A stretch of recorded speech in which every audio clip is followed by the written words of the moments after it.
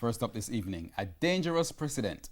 That's how an anti-corruption watchdog has described the House Speaker's delay in tabling the Auditor General's report on irregularities at the CMU. The Caribbean Maritime University has been accused of operational breaches and misuse of public funds involving the Education Ministry. Now, in the meantime, a constitutional lawyer says if the report is made public, it could have implications for the court case. That case involves fraud-related charges against CMU head Professor Fritz Pinnock and former Education Minister Rel Reid. Now, TVJ's Andrea Chisholm explains. Why didn't House Speaker Pernell Charles table the Auditor General's report on the CMU on Tuesday? It's a question on the lips of many following a number of corruption allegations. For the National Integrity Action NIA, if the House Speaker delayed the tabling of the report at his own discretion, it would create a dangerous precedent and could undermine the responsibility of Parliament to provide effective oversight in the use of public funds. The NIA is therefore urging Mr. Charles to table the report on the CMU at the next sitting of the House. Now, even though the report has not been tabled, the Gleaner has received a copy.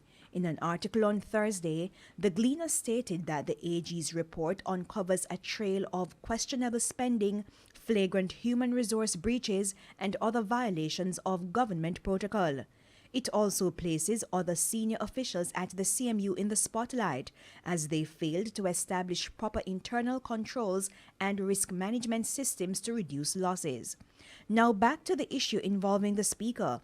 Constitutional lawyer Dr. Lloyd Barnett gave his take on the matter while speaking on RGR's Beyond the Headlines on Wednesday. I think he has a duty to lay it before to lay it on the table of the House, but that doesn't mean that he can't restrain or the Parliament can't restrain its publication. While accepting that any of the 63 members of the House of Representatives could leak the report, Dr. Barnett says if the House decides not to make the report public, MPs should agree.